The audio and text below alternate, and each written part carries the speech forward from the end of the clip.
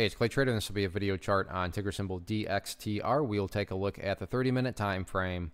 Real quick, what do I mean by 30-minute in case maybe you're new to charts? Instead of each one of these candlesticks here representing 1 day's worth of price action, which is what you would normally see, each one represents 30 minutes. So this here may look like several days worth of time. It's actually just today's price action broken down into 30-minute time slices.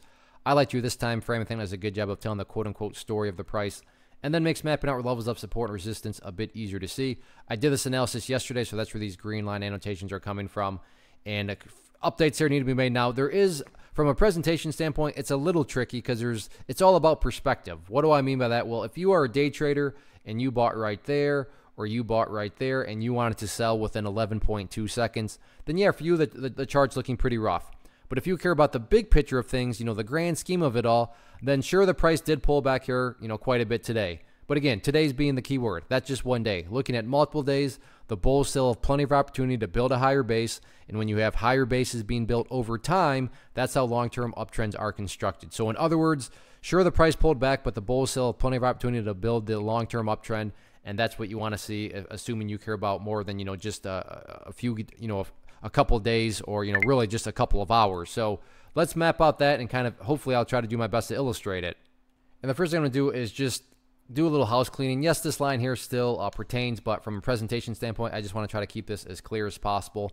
And the, easiest way to really do that is just to, map out this level and talk about 24 cents right here. The reason this is so important goes to a foundational rule in charting, which states when levels of resistance are broken, you want to see them act as support. And going back here, you can see that this 24-cent level certainly had a history of acting as resistance. And then, of course, yesterday, the price broke above it. And then right after the breakout, you can see a couple times the bears try to press down below there, but the bulls did a good job of holding strong. So far, so good. 24 cents is holding that support. The other reason from a big picture perspective is that was, kind of this previous range that the chart was in. The chart and the price had been kind of stuck down in that range. So I'm assuming I state the obvious when I say you really don't want to see prices going back to where they were. You want to see prices going forward. So case in point there, yeah, I get it. The price has pulled back quite a bit, but really the price could pull back that much more. And let's say it does bounce around at 24 cents before heading back up. So yeah, I fully realize that's a pretty drastic pullback, but even with the drastic pullback, you'd still have a set of lows here. This previous base of lows would be down there. If you picture each of those as stair steps, well, hey, now you still have stair steps progressing in the upwards direction.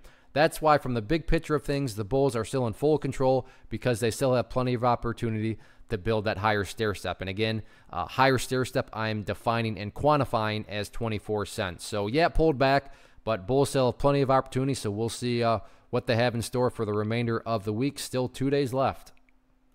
One of the biggest questions that I get is, hey Clay, how do you find the stocks that you trade? So what I've done is put together a free resource guide where I talk about the tools that I use to locate stocks that I find interesting and think may have potential. So if that sounds like something that could add value to you as a trader, then click on the image that is up on the screen right now and I will email you the guide. The guide itself is very short and to the point, and best part, it's completely free. Thanks for watching the video. Let me know if you have any questions.